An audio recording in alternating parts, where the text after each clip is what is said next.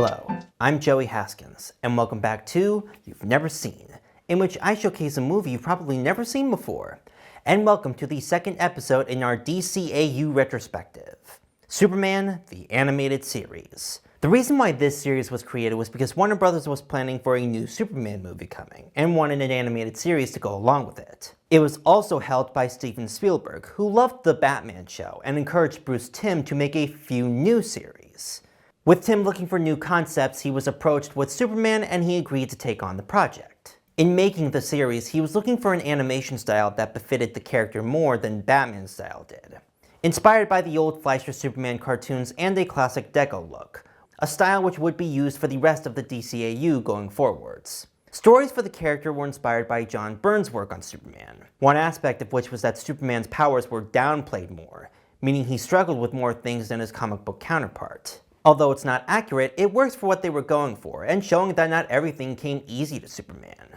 The series ran for 54 episodes, but like Batman, we're going to go over the episodes that pertain to the story, are culturally significant, or that I personally like. So let's not waste any more time and go right into the first episode. The Last Son of Krypton is a three-parter that introduces all aspects of the series. Scientist Jor-El predicts that the planet Krypton is on the verge of being destroyed. However, the elders of the planet don't believe him because their artificial intelligence, Brainiac, says it's fine. In reality, Brainiac knows it's being destroyed and escapes the planet with all of Krypton's data. Collecting data is his prime directive. Meanwhile, Jor-El and his wife Lara decide they can send their son, Kal-El, to a planet that will take care of him. So while Krypton blows up, Kal-El heads to Earth and is adopted by John and Martha Kent, who call him Clark. As he grows up, he learns his new powers which are given to him by the Yellow Sun, and his purpose to protect the planet. An adult Clark moves to the city of Metropolis to work as a reporter at the Daily Planet. But when trouble occurs, he suits up and becomes Superman. This greatly interests characters like Lois Lane, a fellow reporter at the Daily Planet, as well as Jimmy Olsen, a photographer. But it greatly perturbs Lex Luthor, who tries to operate criminal dealings on the down low, but has to be extra careful with Superman sniffing around. He also doesn't like that the public will admire an alien like him who's given his power, and not Luthor who made his own power. The main players for the series are Tim Daly, who plays Clark weirdly at first, but really starts to grow on you. Suddenly people are calling me Superman. They want to know everything about me. Some are even afraid of me. Just like Jor-El and Lara warned. Does this mean I'm going to have to give up my life? Dana Delaney plays Lois, who constantly butts heads with everybody and plays the character really well. Take this and call Clark Kent of the planet. Let him know where I am. And tell him to call Police Commissioner Henderson if he doesn't hear from me in 20 minutes. Got that? 20 minutes. But the real standout is Clancy Brown, who plays Lex Luthor very menacingly and appears a lot throughout the series. We'll need to test it out on Superman himself. See that it's in my office within the hour. I don't think you realize what you have here. On the contrary, I know exactly what I have here. The very tool I need to completely control and humiliate Superman. The next three episodes, A Little Piece of Home, Feeding Time, and The Way of All Flesh, are all okay episodes, but watching them back to back to back does incorporate the introduction of Kryptonite. The first one introduces it, as well as Dr. Emil Hamilton, who will be a constant ally throughout the series. The second episode introduces Parasite, and Clark defeats him using Kryptonite, and the last episode introduces Metallo, played by Malcolm McDowell, who has a Kryptonite heart. Alone they're alright, but together they make a good sequence of events. I'm as strong as you are now. Almost. No, stronger. Stolen Memories reintroduces Brainiac, now with a full physical form.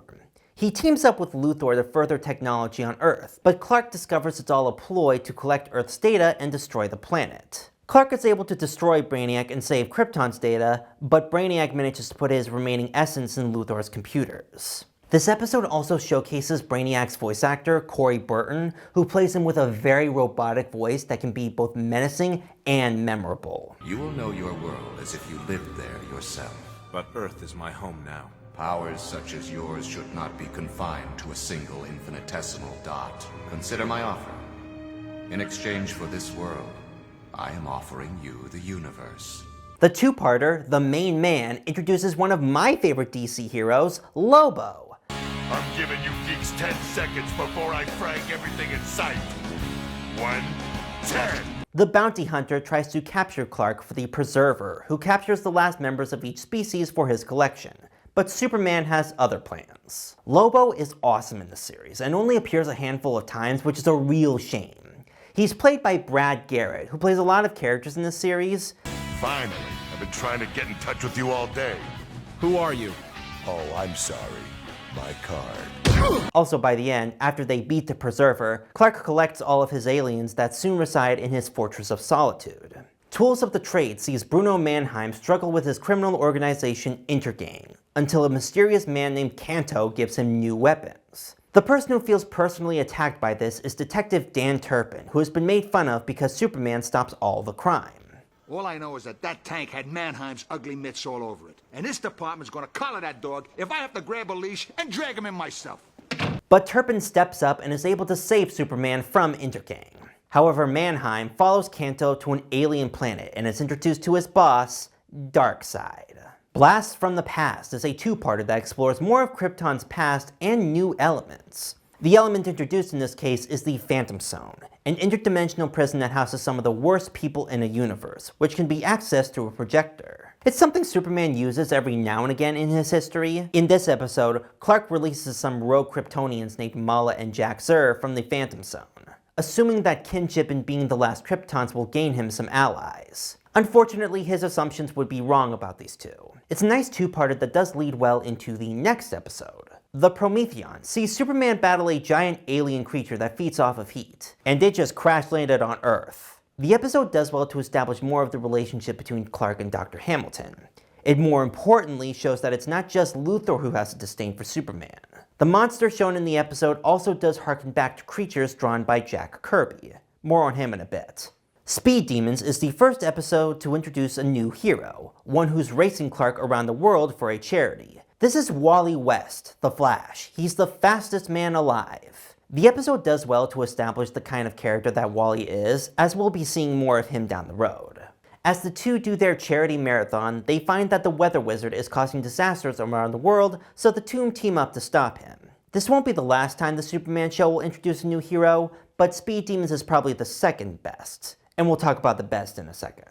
Livewire is an episode that introduces an original character, one which, like Harley Quinn, would become a fan favorite. Shock jock DJ Leslie Willis hates Superman so much that she'll go to extreme lengths. A giant hate concert in the rain would cause her to be struck by lightning, turning her into Livewire. Livewire doesn't appear in that many episodes, but her presence is felt. She talks a lot, but that is kind of the point of the character, and Lori Petty does well voicing her to leave an impact.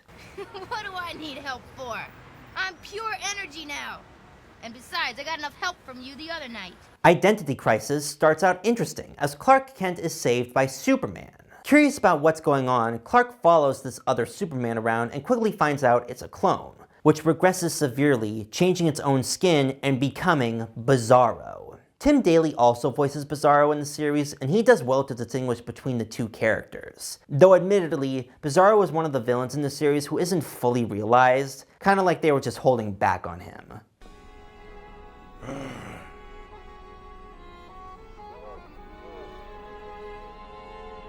What am me? Bizarro, that's what you am. One villain they definitely didn't hold back on is in Mixie S Pixelated. Clark comes across Mr. Mixie S Pitalik, and yes, it is as hard to say as it is to spell. He is an imp from the 5th dimension who likes to bring down people who think themselves too big, and Superman is his next victim.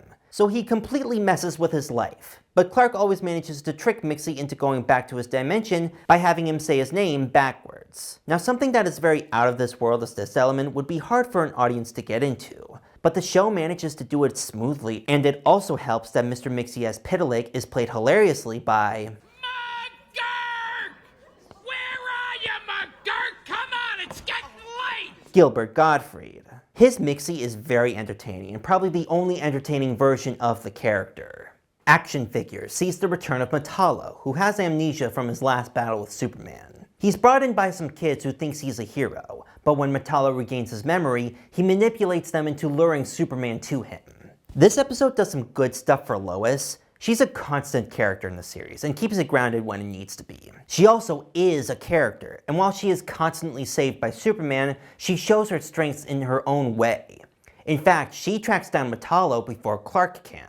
It's a great episode with a lot of great strengths. Brave New Metropolis actually has Lois as the main character. In an experiment gone wrong, she travels to an alternate Earth where both Luthor and Superman rule with an iron fist. As she goes around this Earth, she discovers that Luthor manipulated Clark when she had died. And she tries to make things right in this world so Clark can be a hero again. Probably one of the best episodes in the series, and also starts to develop the romance between Clark and Lois from here on out. Ghost in the Machine is probably my personal favorite episode. Luthor discovers that Brainiac has been in his tech from behind the scenes. The AI abducts Luthor and keeps him cooped up in his lab so he can make a new body for him. He starves him and even makes fabricated videos to make it seem like Luthor is fine.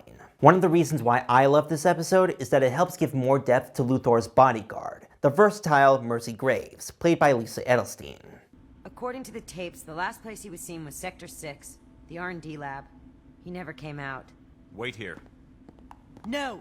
I'm coming with you. She explains why she'll never leave Luthor despite him being a person who wouldn't think twice about betraying her. The episode is also important for later implications involving Brainiac, and it's always nice to hear Corey Burton as the character. Father's Day takes us back to Darkseid and his world, where his son Kalibak wants a shot at Superman. But when Darkseid refuses, he goes to Earth anyway to cause havoc. The relationship between Darkseid and his son is mirrored alongside Clark and his dad Jonathan's relationship. We also get the first meeting between Clark and Darkseid, and the ruler of Apokolips decides that he will rule over Earth and Superman, and he doesn't care how many people he has to kill to do it. World's Finest is the best episode to introduce a new hero, or in this case, one we already know. This is the episode that would introduce Batman into the fold. The Joker, once again played by Mark Hamill, is kinda strapped for cash, so he heads to Metropolis to make a deal with Luthor, to kill Superman for a lot of money. But of course, Batman tracks him down and he and Clark work together to stop both of their archenemies. Hamill's Joker and Brown's Luthor interact really well. What makes you think you can kill Superman when you can't even handle a mere mortal in a Halloween costume? There's nothing mere about that mortal. Besides, I've read up on your flyboy. I know his weakness. They are perfect together, and it is complemented by the chemistry between Bruce and Clark. They both establish their superiority over one another as they find out each other's identities. Bruce Wayne. You peak. But they also can't see eye to eye on differing ideologies. It does well to establish how different the two are while also showing their similarities. And it's fully realized in future shows, but this episode does well to establish both the relationships between the heroes and the villains. The late Mr. Kent harkens to old detective stories and is one of the best episodes of the series. When Clark's journalism gets him too close to his conspiracy, there's an attempt on his life. He survives, of course, but the events cause him to stay as Superman and figure it out from there. Once again, Lois shines in this episode as she helps Superman in the investigation. The ending is also really good and is worth it just to see the events that lead up to it. Heavy Metal introduces another hero. John Henry Irons is an inventor who helped Superman in a previous episode, but he gets the spotlight when Clark goes up against Metallo. With Superman down for the count, John suits up in his own armor and takes on Metallo, calling himself Steel. This episode has some good moments with Metallo as he threatens pretty much everyone in sight. Steel doesn't appear in the series that much, but he's good enough to serve as an ally for Superman. Apokolips Now is a two-parter that brings the Darkseid conflict to the forefront. He uses Mannheim as a pawn to help him take control of Earth. While it seems like Clark is alone in the fight, he's suddenly approached by this guy, Orion, from New Genesis. He explains what Darkseid's whole deal is. New Genesis and Apokolips were once one planet but split into two. New Genesis being all good, while Apokolips is all evil. New Genesis is ruled by Highfather, while Darkseid rules Apokolips. For years, the two worlds were in conflict with one another, with no side winning. In the end, Highfather and Darkseid called a truce by exchanging their sons. Darkseid getting Highfather's son, and Highfather getting Darkseid's. We'll talk about Highfather's son in a few weeks, but the son that Darkseid gave was in fact Orion. Orion, after helping Clark, tells him that he's only a call away. And that's when Mannheim detonates a nuclear power plant, causing it to melt through the planet. While Clark is able to stop it, he can't stop Darkseid's forces from attacking the people. However, Dan Turpin stands up and leads the people in fighting, even more so when Darkseid comes personally and takes out Superman, marooning him for everyone to see their fallen hero and to easily submit. But the people of Earth aren't so easy to give up, which angers Darkseid. And this is when Orion and the forces of New Genesis come to help. Orion tells Darkseid that Earth is now under High Father's protection and attacking it would cause war between the two worlds. With this, Darkseid retreats, but not before one last act, firing his unavoidable Omega Beams and killing Dan Turpin. With the battle won, everyone mourns the passing of Dan, Clark taking it especially hard. Let me explain the bigger implication behind this. Before this episode aired, comic creator Jack Kirby had died. He's probably one of the most prolific comic writers ever, right behind Stan Lee. I'd argue he's actually better than Stan Lee though. But Kirby provided a lot to the DC universe, so Dan Turpin was designed to look like the King. And what's more, the biggest contribution that Kirby made to the DC universe was the creation of the Fourth World, including Darkseid, the despot who killed the character based off of him. It's a nice little meta tribute that if you go further into had a lot of effort put into it. This episode also gives us more complete portrayals of Darkseid and Kalibak, who are played by Michael Ironside and Michael Dorn respectively. Then send me. I'm ready. I'll crush him this time. Don't remind me of your ignominious defeat. You'll stay at my side where I can see you. Father, please. No! This prey requires a more experienced hunter. And although this episode does seem like a big finale, we're not done yet. Little Girl Lost sees Clark finally reach the remains of Krypton. In doing so, he discovers what remains of a sister planet. Unfortunately, everyone on this planet is long gone except for one person, a teenage girl whom Clark takes back to Kansas. This is Kara, played by Nicole Tom, and like Clark, she gains powers under the yellow sun. However, she is much more headstrong than he is. Intergang? What's that? Nothing you have to worry about. Who's worried? I was just asking. They're a bunch of hoodlums with terrible weapons. Oh, yeah? They caused Clark no end of trouble. Really? Thanks, guys. I gotta go. You be good. Yeah, feet on the ground, I know. So, Pa, Intergang, huh?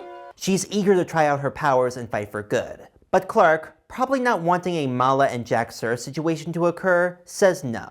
But she goes anyway, along with Jimmy Olsen, who's frustrated with not being able to be a reporter for the planet. The two team up and track down a scheme designed by one of Darkseid's top commanders, Granny Goodness, played by Ed Asner. I seek out the lost little lambs society has cruelly abandoned. I take them lovingly under my wings, give them the power to face the cold, heartless world, and kick its butt! Kara would become a fan favorite character in part because of the DCAU. She's one of the most integral characters in the Justice League series, which we'll cover in a few weeks. But Little Girl Lost does make you fall in love with Kara and want to see more of her, even if this is one of few episodes she's in.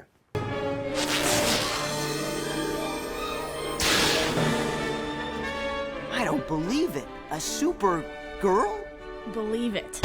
Where There's Smoke introduces another new original female villain for the series. This is Volcana, and she seems like another petty thief of the week. But Clark quickly discovers that she's part of a secret government experiment on metahumans. This sets up the idea down the road that there are branches of the government who are working to take down heroes and harness their abilities. Volcana is also a fun character, who's voiced in this by Perry Gilpin.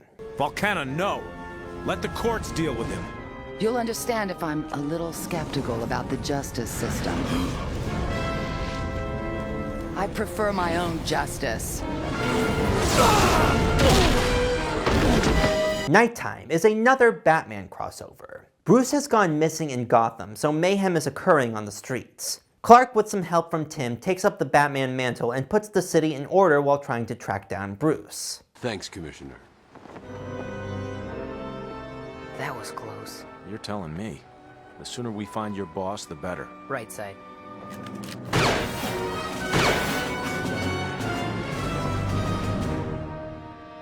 Does he look bigger to you? One of the reasons why I love this episode is that they feature 3 Batman villains who were barely featured in the new Batman adventures. The Mad Hatter, the Riddler, and Bane. It's nice to see them again, even if it's not fighting Batman.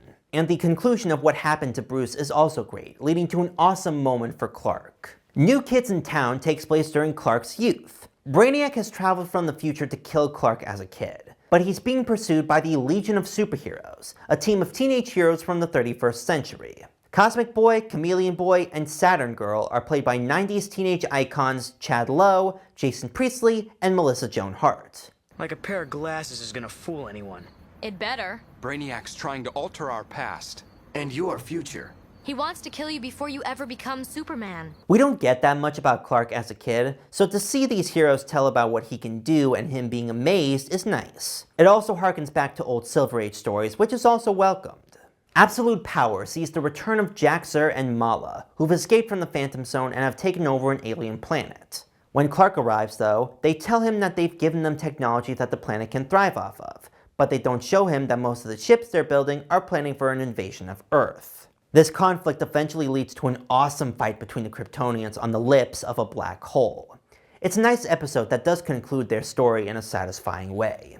In Brightest Day introduces us to the Green Lanterns. When an alien lantern crashes on Earth and dies, the Green Lantern Ring seeks out a new host. It chooses Kyle Rayner, an artist at the Daily Planet. But Kyle may have gotten a lot more than he bargained for when Sinestro, a rogue lantern wielding a yellow ring, shows up. The Green Lanterns will become more important for later, and the way it's introduced here is perfect for this series. The fights between Kyle and Sinestro are also good and show how clever and creative he can be as a lantern. Superman's Pal focuses on Jimmy Olsen again. When he's referred to by name by Superman, the news portrays Jimmy as Superman's best friend, even though he wouldn't say otherwise. But when being Superman's pal has its benefits, he starts to embrace the attention until it becomes unwanted. It eventually leads to a confrontation with Metallo and Jimmy saving Superman. And in the end, he gives Jimmy a watch that'll give him a signal when he's in danger. A nice callback to an element in the comics. A Fish Story is the last superhero introduction episode, this one obviously on Aquaman.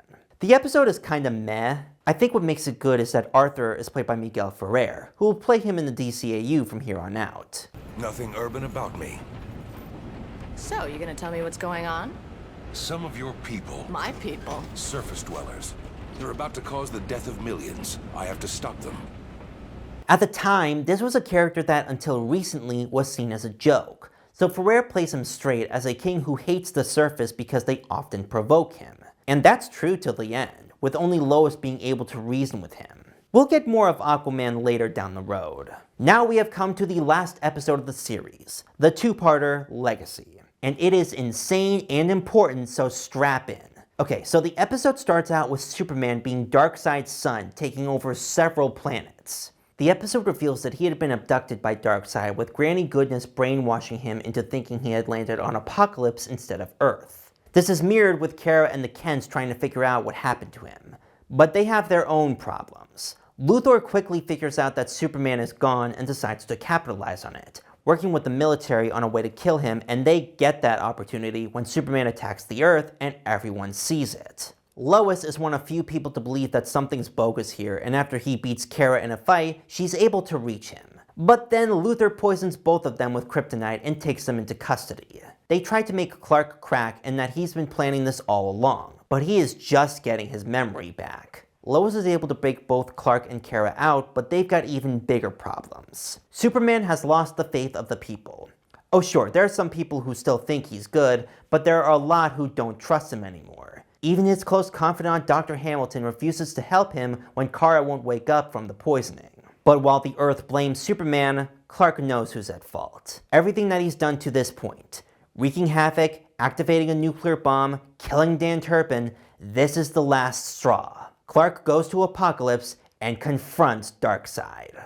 Their preceding fight, which was storyboarded by Bruce Timm himself, is so good and shows Clark's versatility. But even though he beat Darkseid in combat, Clark still lost. Darkseid is finished. Do with him as you will. You're free. Master.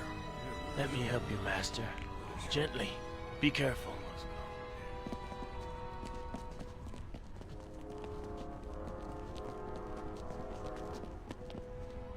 many things, Kal-El. But here, I am God. With Darkseid not deposed and the people of Earth hating him, he doesn't know what to do. But it's Lois who comes to him and tells him that he will earn back their trust one person at a time. And they kiss, ending the series. Although Superman is not as good as Batman is, its highs do reach Batman levels. Especially episodes like Apocalypse Now and Legacy. The voice performances for the series are also very good. Dana Delaney and Clancy Brown are standouts, along with guests like Gilbert Gottfried, Malcolm McDowell, Michael Ironside, and Michael Dorn. Legacy is the last time we'll hear Tim Daly as Superman in the DCAU. He'll be replaced in Justice League, and although I do like that actor better, Tim Daly grew on me, and I do think he's worthy of the role. Legacy was supposed to lead into another season with Superman regaining the trust of Earth. And we wouldn't really get a conclusion to that. The next time we see present-day Superman, he's seemingly earned back Earth's trust for the most part. However, Kids WB, instead of another season, wanted the team to work on a new Batman series, so this was retooled to be a series finale. And we'll talk more about that Batman series next week on our episode of Batman Beyond. With Weston Media Center, I'm Joey Haskins, and I'll see you all next time.